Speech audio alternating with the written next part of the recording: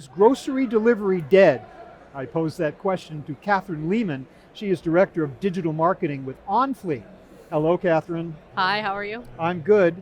That's the question. That- Is online or grocery delivery dead? Before you answer it, what might be the conditions, what has happened in the marketplace recently that would even lead us to ask that question?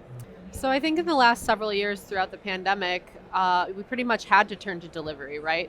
Lockdown started, everybody was in their homes, and if you wanted to eat, the only way you were getting food there was to have it delivered, right? So as the pandemic restrictions have lifted and people have gone back to their normal lives, their activities have increased, there is always that question of, are those habits that we started with during the pandemic, are they going to be sustained future?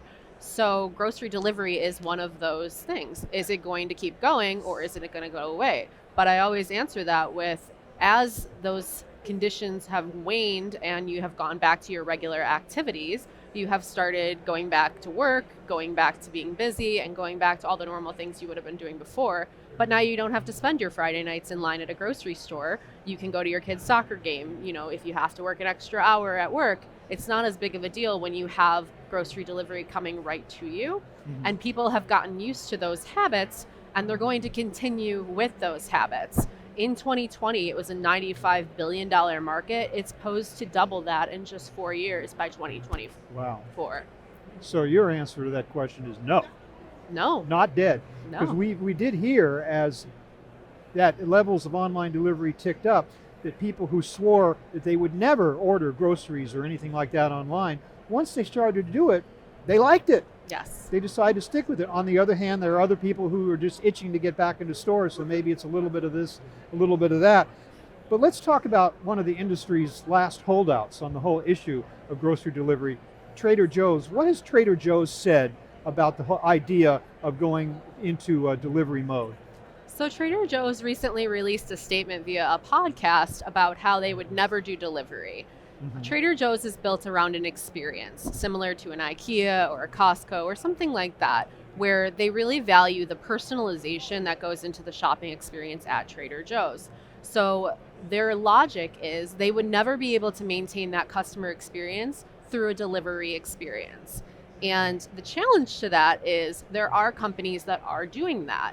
For example, Thrive Markets, Honest Co. Those are all online retailers that have that holistic personal experience very similar to Trader Joe's and are still having an absolutely wonderful customer experience, but making it all digitized and simple so that you don't have to go somewhere. You can bring that experience to you.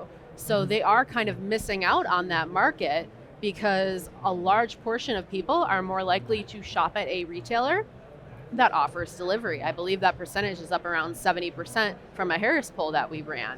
So people are looking for delivery because it makes their lives easier, and they are going to turn to other methods for getting that delivery if they can't meet it where they shop now. Okay, so give me some ideas as to how a grocer that does offer delivery can create an experience that is, if not identical to that of being in store, at least is an equivalent in terms of being such a pleasing thing that customers would want to continue doing it. I think a lot of it comes down to the personalization of it. So being able to replicate that personal experience from home that you would have in a store. So recommendation of products that you could get from a sales clerk, having a pleasant checkout experience, maybe even those personal touches of somebody writing a thank you note and including it in an order. I know it's not grocery, but Chewy Delivery does that. Using all of those little things that give you those warm, fuzzy feelings from an in-store experience are what brings home delivery as a pleasant experience also. I think what Trader Joe's is saying is that they would not trust their delivery with someone like an Instacart or another company that is third partying their delivery because they're going to lose that personal touch with the customer. So a solution for them would be a last mile logistics solution that allows them to white glove it, personalize the experience, so they're still having that Trader Joe trademark, Yeah. but Still- not Still branded. exactly. You're still having Branded. that branded personal experience Yeah. without actually losing touch with your customer. Where does technology come into this as being able to provide that? Now, one of the things, of course, virtual reality has been talked up as being a huge deal. Yeah. At some point in the future, we're all going to put on virtual reality glasses and we're going to think that we're in a store and we're going to be able to go through all the different aisles and pick this and pick that. I don't know. What do you think? Is that an aspect of making it? Is that what we're talking about here, or is that just pie in the sky?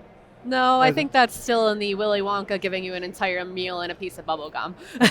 Okay. I think the future is really just whoever can do it, make it customer friendly Mhm. and make it as quickly as possible, right? For a lot of companies who can't afford to build a solution that quickly, it's turning to a partner to bring it into that thing, saying, my customers are demanding delivery. I honor my customers by offering delivery and meeting them where they are. So I'm offering this to them and making it as easy as possible for them to Yeah. continue being customers. So they can optimize that technology to enhance their brand instead of take away from it. I wonder also if there's a demographics thing here. As the customer base gets younger, they become more accustomed to the idea of ordering online. It becomes so much a part of who they are that it's not a big deal. They just do it. I think I've seen that both ways actually, because people who are older also like delivery because then they can focus on the things they enjoy too. Like they Uh-huh. want to go see their grandkids. They don't want to wait around in a supermarket. Or if they're having any type of mobility issues or things like that, they want the regularity of it. I can have the same groceries delivered every single day on Friday and not have to worry about it. Mhm. And that makes my life easier. And I think ease and convenience is something that applies to everybody, no matter what the demographic is.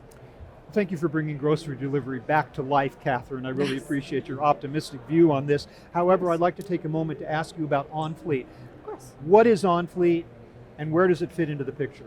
So OnFleet is one of those last mile delivery solution providers. So we white glove that service at the end so that you can offer your customer the best experience possible. So it is a software platform, but it's also an app.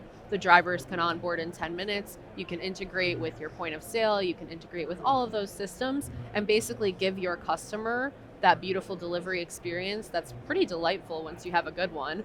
And keep those customers, right? We're all about helping our customers keep their customers happy by giving the best delivery solution possible. And we do that through route optimization, through dispatch management, through driver communication, through customer communication, feedback in the app, all of those things that people would expect from a very high level delivery. We offer the solution to do that so a company does not have to build it in-house. They can just plug it in and start offering delivery to their customers.